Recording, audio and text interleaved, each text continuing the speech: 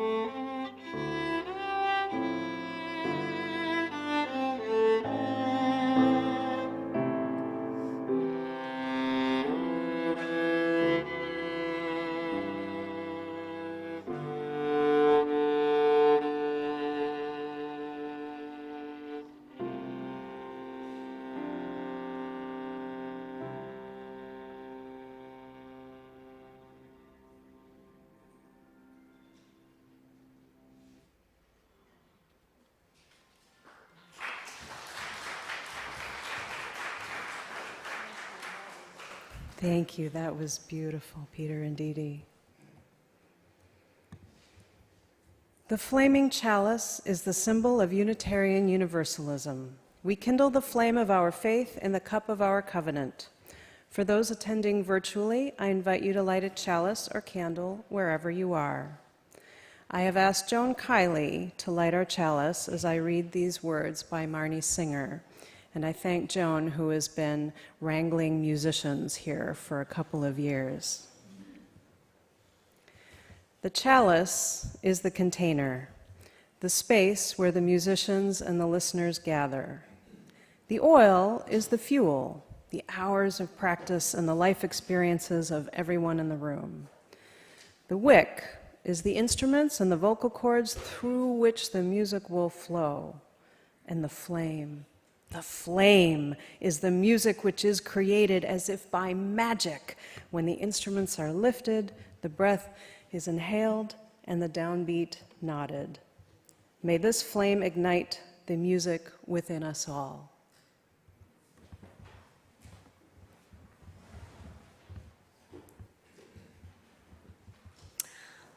Our opening words are responsive reading number 441 in the Gray Hymnal. To worship is to stand in awe, by Jacob Trapp, number 441.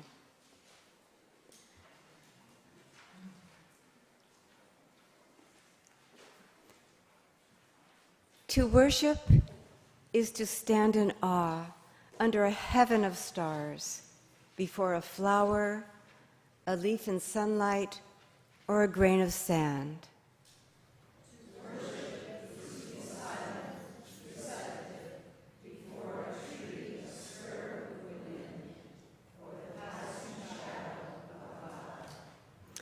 To worship is to work with dedication and with skill.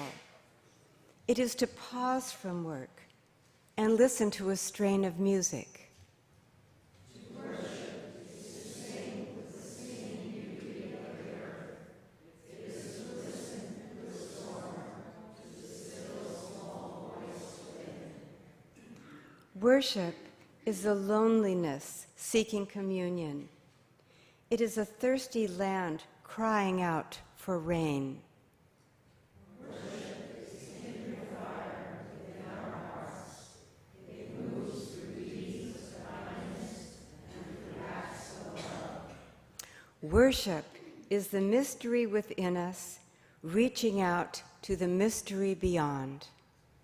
It is an inarticulate silence yearning to see.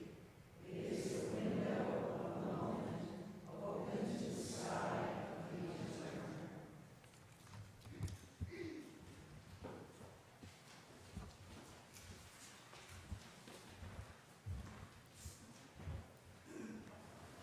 Will you now please rise in body or spirit and join in singing hymn number 298 in the Gray Hymnal, Wake Now My Senses, 298.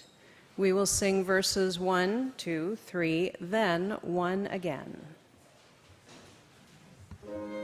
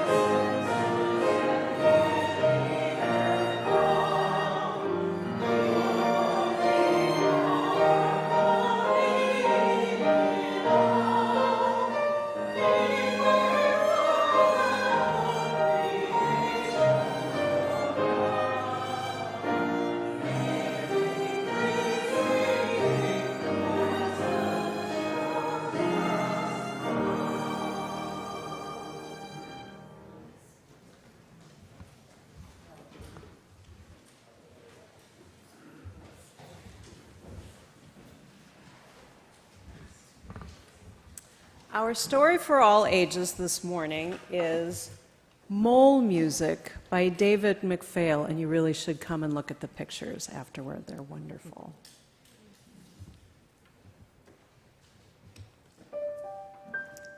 Mole lived all alone underground. He spent his days digging tunnels.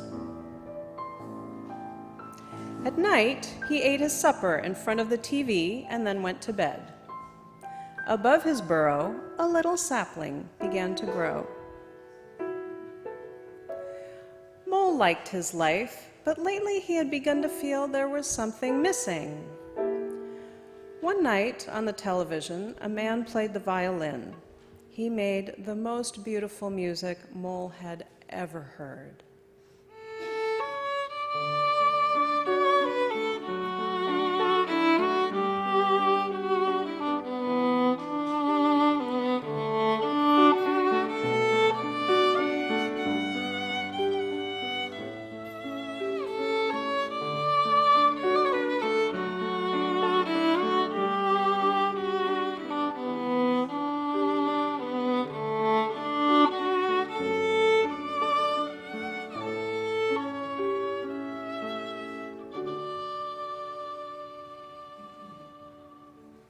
I want to make beautiful music too, Mole said to himself. So the next day, he sent away for a violin of his own. Every day, Mole checked his mailbox. No violin. Finally, after 3 weeks, it arrived. Mole was so excited. He picked up the violin and drew the bow across the strings. But instead of beautiful music, all he made was a horrible screeching sound. Ugh. Mole tried again. The violin still screeched, but not quite so horribly.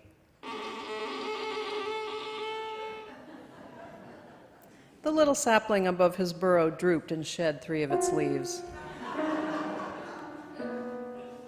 Mole kept at it. After about a week, he could play 1 note. Then 2.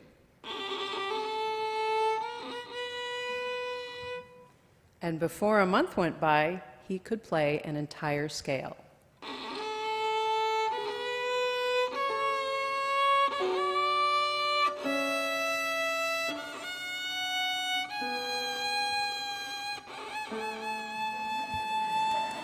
Good job. Mole continued to practice. He learned to put the notes together in a simple song.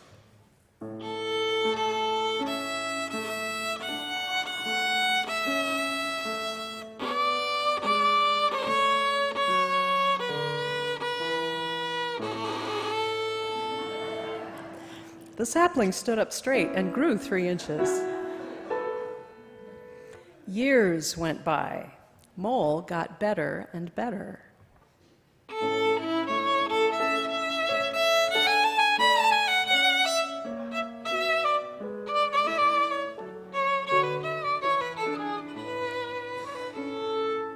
The sapling, nourished by the music, became a full-grown tree. He was happier than he'd ever been. During the day, as he dug tunnels, Mole hummed the music he would play at night. Now, Mole played even better than the man he'd seen on TV so long ago.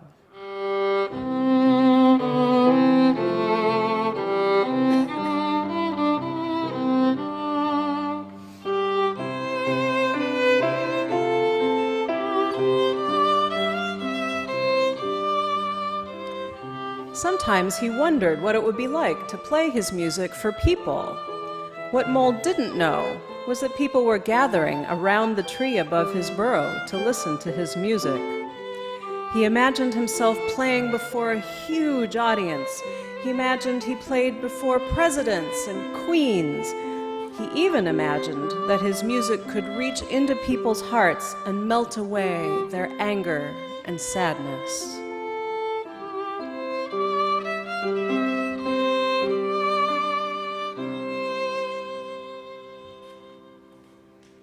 But above Mole's burrow, 2 armies were preparing for battle. The tree stood at the center of the battlefield. Unaware of what was happening above him, Mole thought, "Why, maybe my music could even change the world." The two armies rushed toward each other, swords and spears drawn. But as they neared the tree, they heard Mole's music.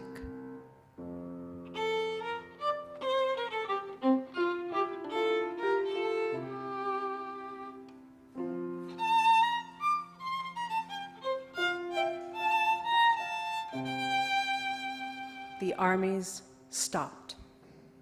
The soldiers dropped their swords. They began to smile at one another and shake hands.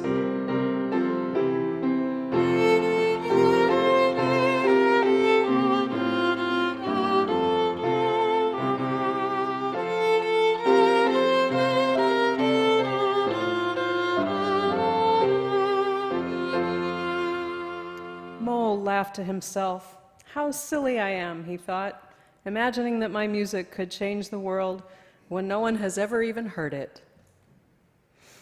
Mole played one more song, then put down his violin and went to sleep, and dreamed beautiful, peaceful dreams.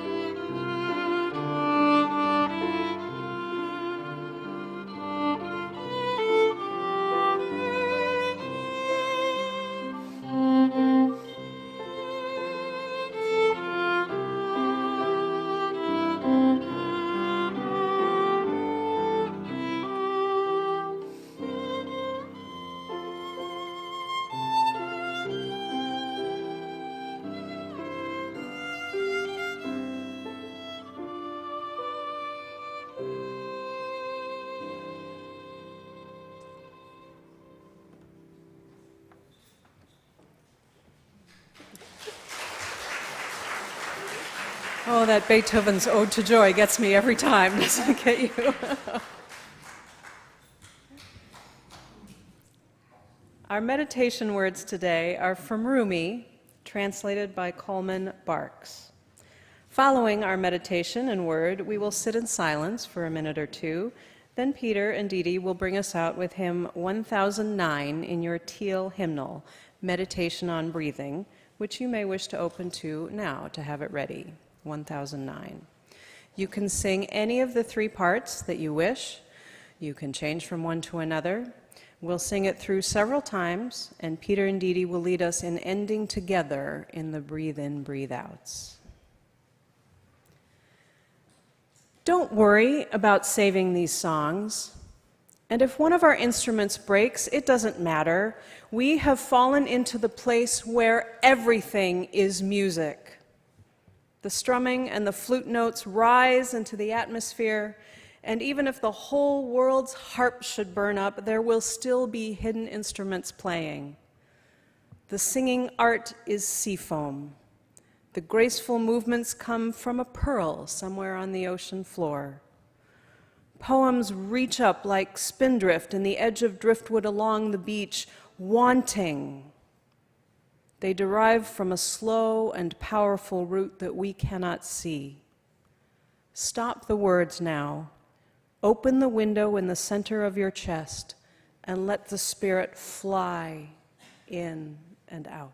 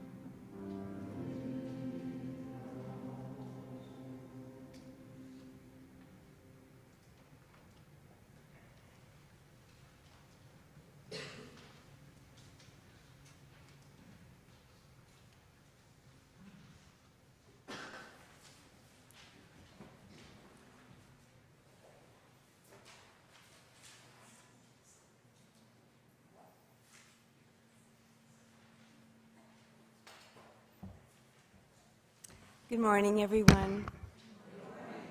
It is good to be together in this sacred space, what some call our fellowship and others call our church. For me, with my Protestant upbringing, the words church and music are inextricably linked. Church music, sacred music, music for the spirit.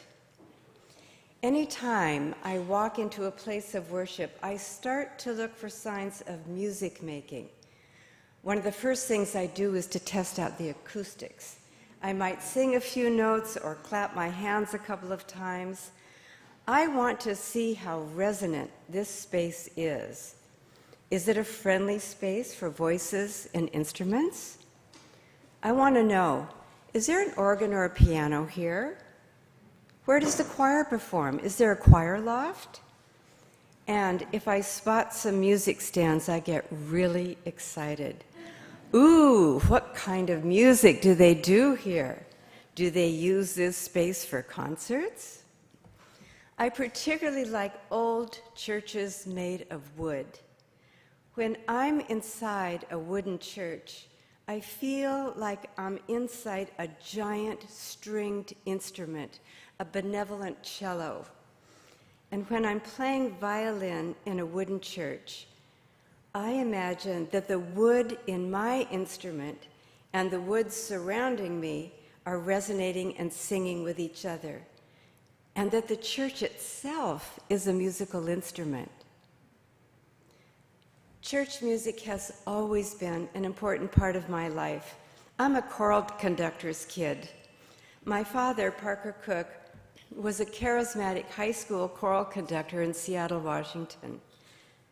He also conducted a choir at Prospect Congregational Church, a post he held for close to 40 years. When we were little, my sister Sandy and I spent many hours sitting in those golden oak pews, looking around at the cream-colored sanctuary, listening to the choir, and watching our father conduct.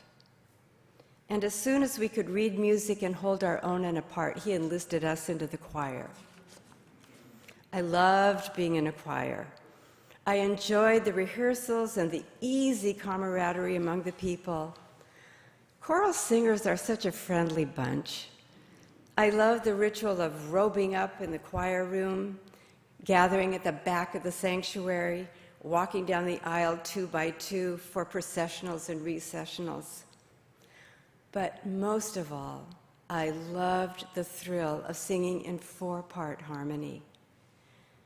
When a musical ensemble is really tight, when everyone is listening closely to one another, the group coheres as one singing body. And if you have an expressive and inspiring conductor like my dad, the emotional and musical high you get from the experience is like no other. You remember those moments for the rest of your life. As my skill on the violin grew, I began to play instrumental accompaniments with a choir and solos during the service. So as a kid, I liked going to church. I looked forward to Sunday mornings.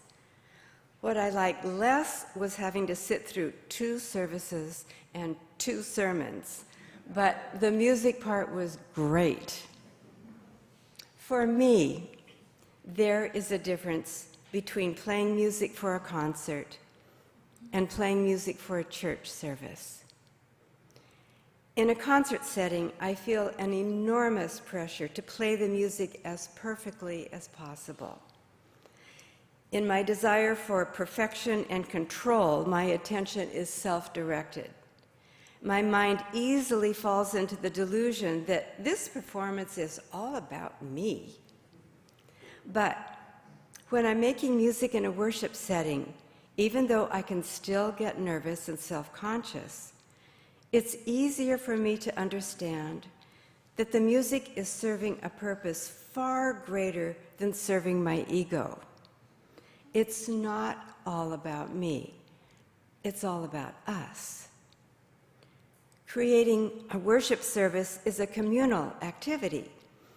It involves many moving parts: skilled worship leaders, musicians, people to set up the physical space and take care of refreshments, and these days it is critical to have a terrific tech team.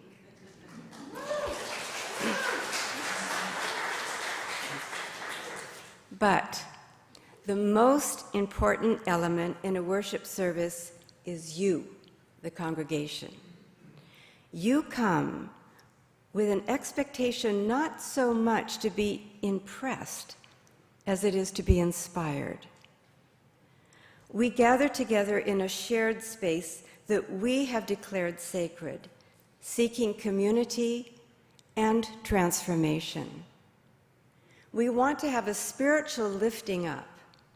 We want to be changed in some way from the person we were when we walked through the door. We want an experience that takes us out of the ordinary and into a place of transcendence. These are lofty aspirations, but practically, how do we do that? And how can music help take us to a place of transcendence? It doesn't come easily. It takes experience, and it takes practice. Church musicians have to practice, just like Mole had to practice in the story. We have to learn how to make music that will connect with the spirit of a church service, and then take that spirit to a dimension that is deeper than words, deeper than thought. That is why we often ask that there be no applause after quiet and reflective music. We want to suspend the air of mystery and contemplation for as long as possible. Silence can be the highest form of praise. But there are times when spontaneous applause is not only appropriate, but called for. After a rousing hymn or an anthem, at the very end of a service, and certainly when any child performs. Then we encourage you to enthusiastically show your appreciation. Musicians love to hear that their music has touched their listeners, so don't be afraid after the service to go up and talk to them. But just like Mole had no idea of what effect his music was having above his burrow, we can't predict how our music will affect you. You could be inspired, you could be annoyed, or you could simply go to sleep. How you receive our music is entirely up to you. But hopefully, the music we make here, like Mole's music, will speak to you, will lift you up, will bring us all together. Here in our fellowship, we are blessed with a beautiful, resonant space, many fine musicians, and a congregation that loves to sing. In this sacred space, making music together is one of our most cherished spiritual practices. So, on that note, I invite you to rise in body or spirit, open your gray hymnal to number 126, and join us in singing, "Come Thou Fount of Every Blessing." We will sing all three verses, number 126.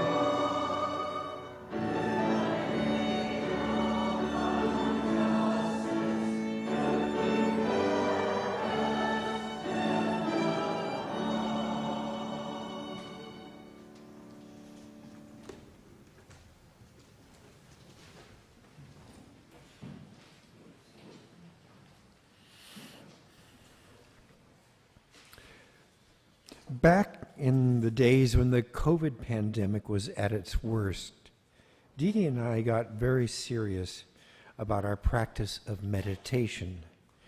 We were regulars in Linda Anderson's Stony Brook Sangha, and we practiced in other ways as well. And I discovered that for me, the act of composing music was a kind of meditation.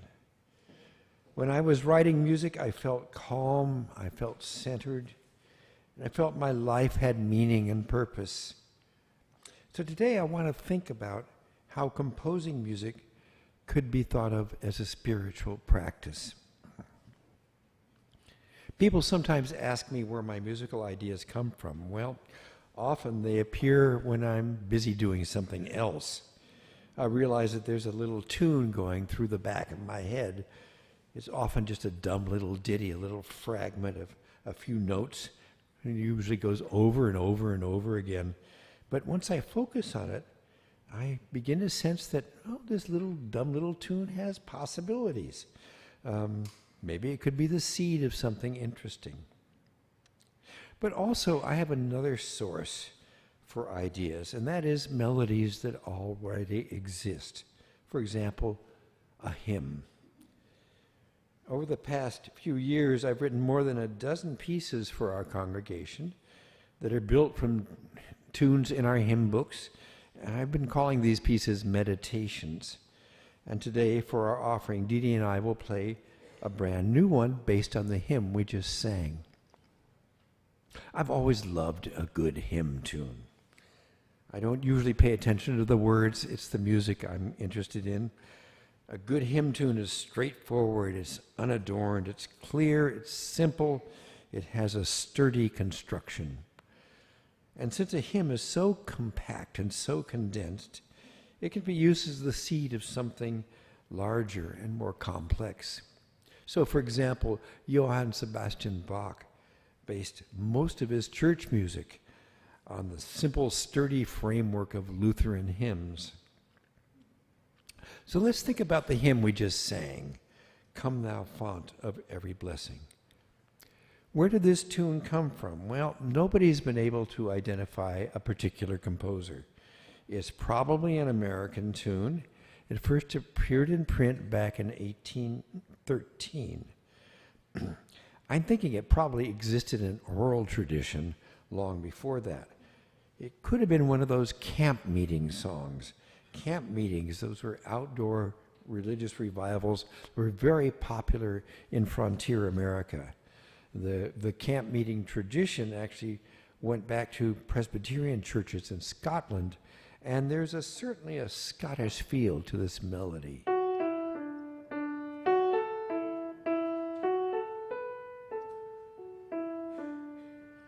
Let's take a close look at how this melody is put together. Its basic materials are very simple, just 5 notes. The first phrase sort of begins like 3-line mice, right? Then it rises, and rises again to a high point, and then falls back to the beginning. I think it's a very elegant shape. It's perfectly balanced. Dee, dee, dee.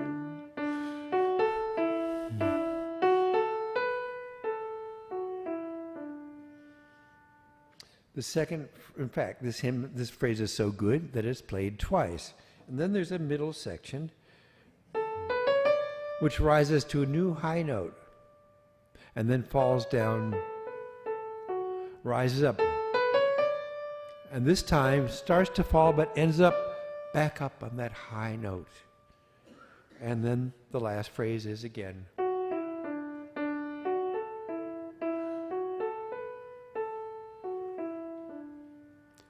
So when I'm writing my hymn meditations, it's like I'm talking to this hymn.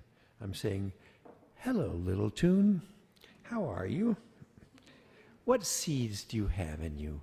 How would you like them to grow? The seeds of this tune could sprout in many ways. I could trim them into little bits.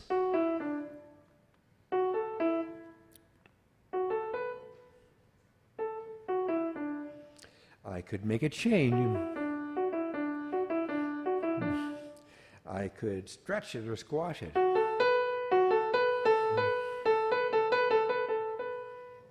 I could move them into an entirely different world.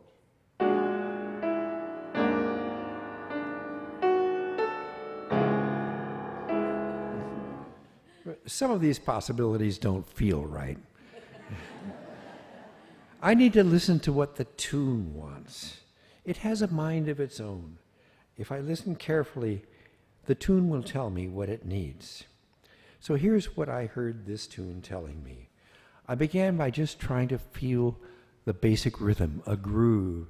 Ba-da-bum-da, ba-ba-boom-ba, ba-ba-boom, 2, 3. It's like a slow waltz. Boom, boom, 2, 3, 1, 2.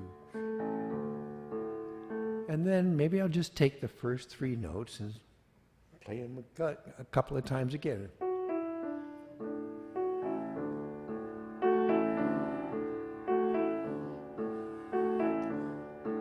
Well, it begins to get a little boring. So maybe we need to go somewhere else. Well, how about to the next 3 notes? And do that again.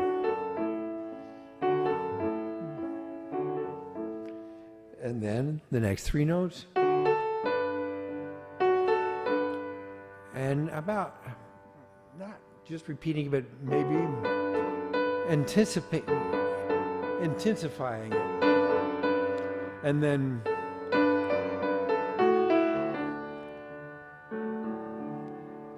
so now I've grown the hymn's first 4 bars into a bigger unit of maybe 18 bars or so.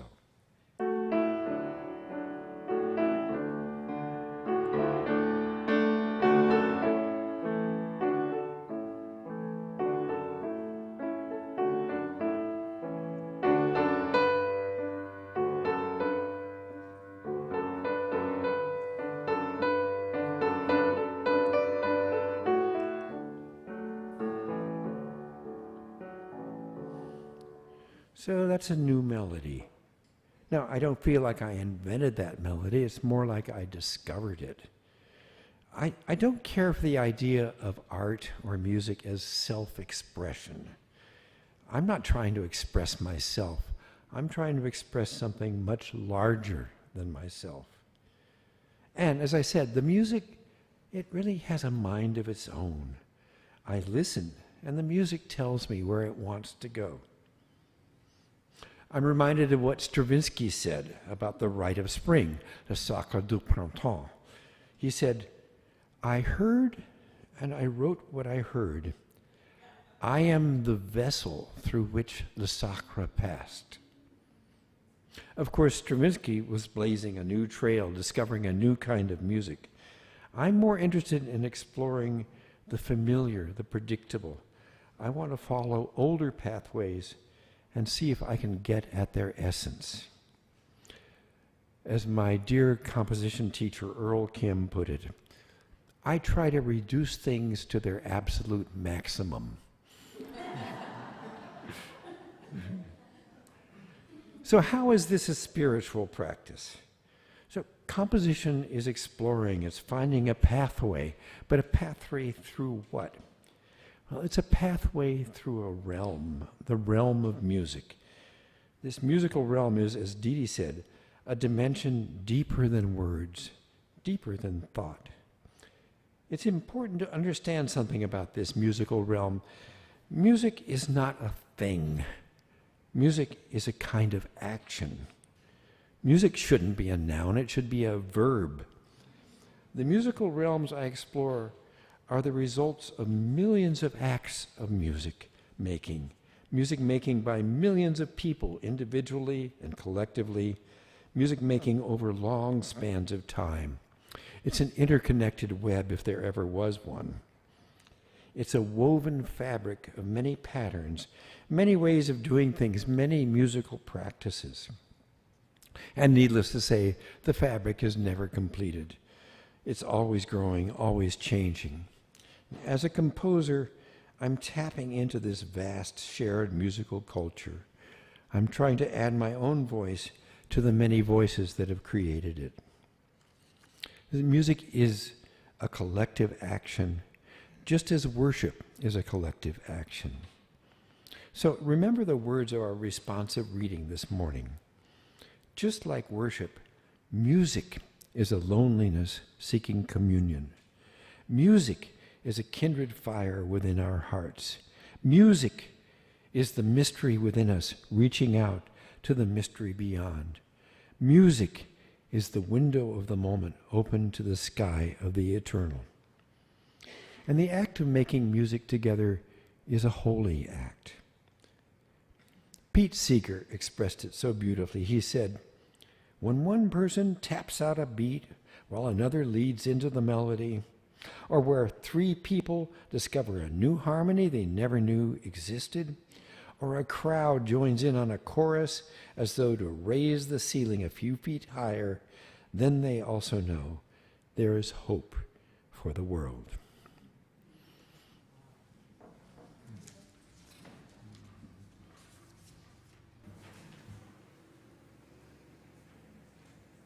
It is our spiritual practice, also, to share our offering plate with a local organization working for a more just future. Our shared plate recipient for the month of August is the Restoration and Revival Center in Patchogue, which serves over 125 families in serious need. The Restoration and Revival Center provides food, clothing, and household items to families seeking to acquire jobs, find housing, and send their children to school. It holds a weekly community pantry outreach and street outreaches to feed the homeless. And in addition to meeting these basic needs, it provides crucial family counseling services in their teaching and training center. Please give generously to this worthy organization. For those online, the link to donate is in the chat box. The offering will now be gratefully received.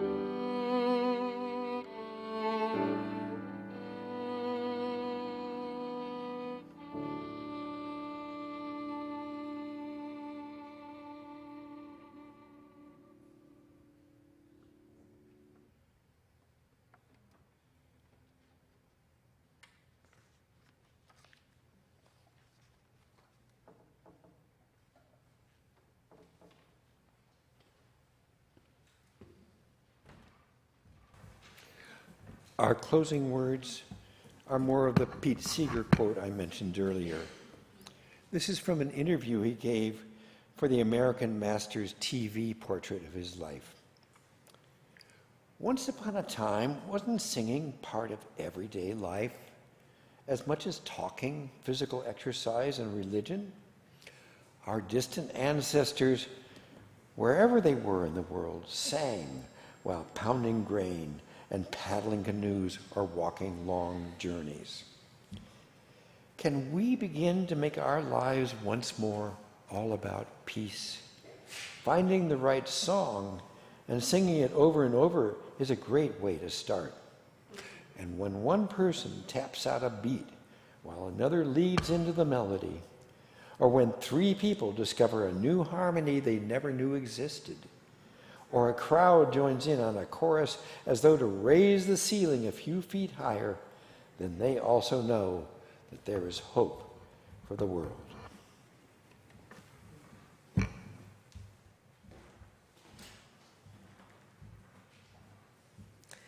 I invite everyone here in the sanctuary to wave goodbye to the folks at home through the camera on your left. The benediction is by Maureen Killeran. As we listen to the blessing of music, may we know this ending as more than a time of goodbye. May the warmth of this community and the memory of our chalice flame sustain our hearts and encourage our minds as we engage the blessings of life's challenges and joys. The service has ended. Your service has begun. Go in peace. Go in joy. Go in love.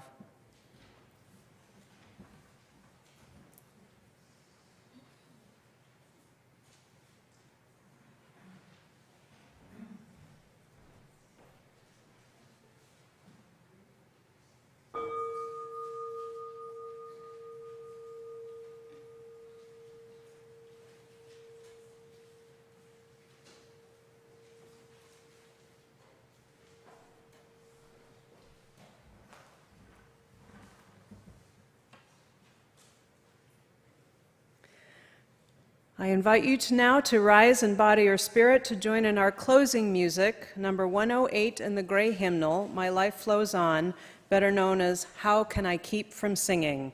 This is the UU version of Pete Seeger's version of a Baptist hymn from 1869, largely forgotten until Doris Plen wrote the third verse in response to McCarthyism, and then Pete revised and revived the hymn. It is appropriate that we close today's service following Pete's advice, singing together and knowing there is hope for the world.